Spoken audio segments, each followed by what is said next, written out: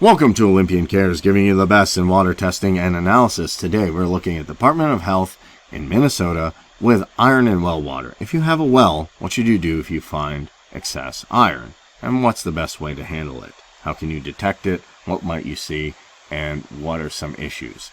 So some soil and rocks in Minnesota contain minerals and very high iron. As rain falls or snow melts on the land surface, water seeps through the iron-bearing soil and rock, and the iron can be dissolved in the water. Even in some cases, iron can result from corrosion of iron or steel casing of the water pipes. And this isn't just Minnesota, this can be any location where this can happen, especially if you have a well, something you want to pay attention to.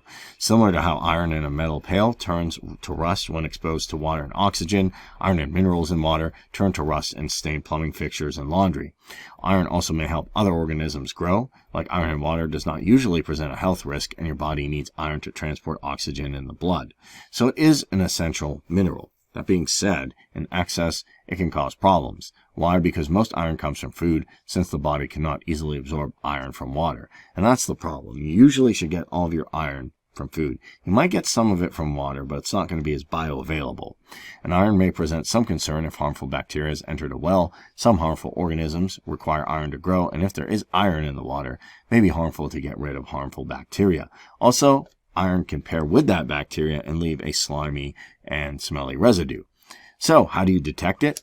Well, taste. Iron may give a water metallic taste and affect how food and beverages taste. That can happen, but it's not always a given. Just because you don't taste anything doesn't mean there's no problem. Also, there's color. Iron in water can cause yellow, red, or brown stains on dishes, laundry, and plumbing fixtures. It can also turn tea, coffee, and potatoes black. And even clogs can be a problem, where iron can clog wells, pumps, sprinklers, dishwashers, and other devices. So what are some things you can do? You can test for iron. Yellow or red colored water is often a good indication that iron is present.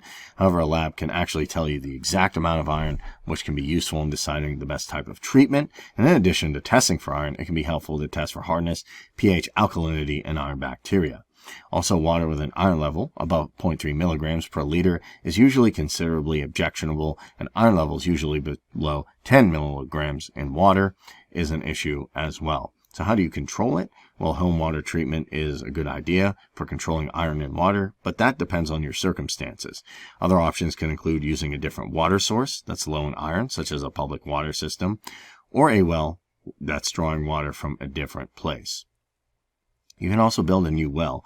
Keep in mind it's usually difficult to predict what iron concentration will be in the new well, so that's not always a given. Neighboring wells can be an indicator. Do you have high iron in your well and your neighbor also does in the same area? What's going on? Or do they not? And the iron content of the two nearby wells could be quite different, so keep that in mind. Also, effectively treating the iron depends on the forms of iron, as there's different types like ferrous iron, water that comes from the faucet turns red or brown, ferric iron, water is red or yellow when it comes out of the faucet, and organic iron. It's usually brown or yellow, but it may be colorless. Very shallow wells or wells affected by surface water are more likely than other wells to have organic iron. And we can see the ferrous clear water iron treatment, water softeners and iron filters you can use. And you have to determine what type you have. Do you have ferric, organic, iron bacteria, what's going on? And should you test your water for anything else besides iron? Since there's going to be bacteria potentially with the iron, you can test it also